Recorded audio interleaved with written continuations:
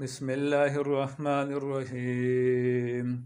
يا أيها الذين آمنوا استعينوا بالصبر والصلاة إن الله مع الصابرين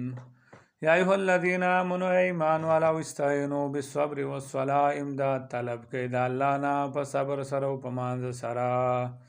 إن الله يقنا الله تعالى مع الصابرين سره د صبر کوونکو نه دی ولا تقولوا تاسو مو ویلي من هغه چاته یقتلو چې قتل کړی شي فی سبیل الله فلار د الله کې اموات مړه بل احیاء بلکې دا ژوند دي ولکن لا تشعرون لیکن تاسو شعور نه لرئ ولنبلونکم او خامخا موږ باز میخو کو په تاسو باندې بشیء پس شرا من الخوف والجوع د یارینه او د لوګینا ونقص من الاموال والانفس او د کموالی د مالونو د نفسونو او ثمرات او د میوونه وبشر الصابرین او زیر ورکا صبر کوونکو ته دا صبر کوونکي الذین کسان اذا اصابتهم مصیبت چې کله ورسیږي دوی ته څه مصیبت قالوا نويدو إنا لله يقنا منغا دا الله و إنا إليه راجعون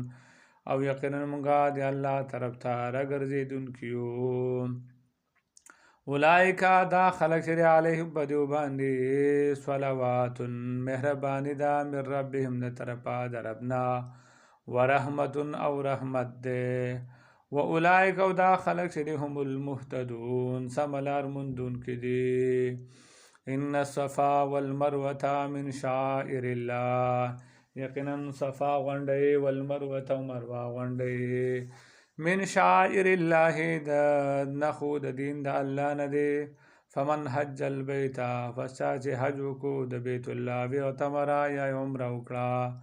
فلا جناح علیه نو نشتره سګنا پدی باندې ایتوف بهما چې تواب وکړي دی ومن تطوع خیرا نو چا چې د زړه په خوشحالۍ سره وکړه نیکۍ لره فإن الله یقینا الله تعالی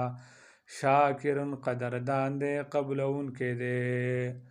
علیم او پوه دی ان الذين یقینا کسان یکتمون چې پټوي ما انزلنا چې موږ نازل کړي دي من البینات د واضح دلایلنا والهدى او د هدایت نه من بعد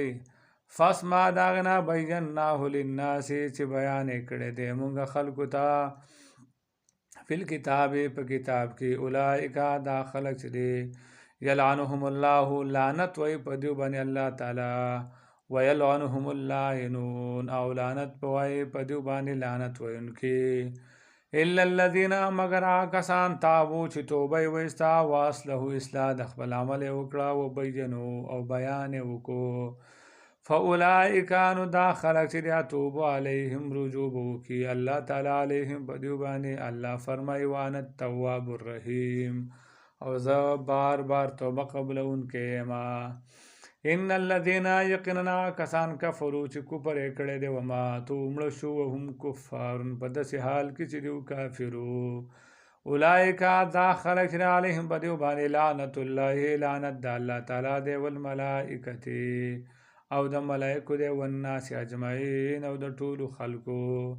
خالدین فیها نو دیو په دې لعنت کې همیشه لا یخفف عنهم العذاب نو سپک بنکړی شي د دیونه عذاب ولا هم ينظرون نه به دیو ته مهلت ورکړی شي و الهکم او اله ساسو اله واحد یو معبود دی لا اله نشتره حقدار د بندګۍ الا هو مگر د الله تعالی دی الرحمن چا مهربان دی الرحیم خاص رحم کوونکی دی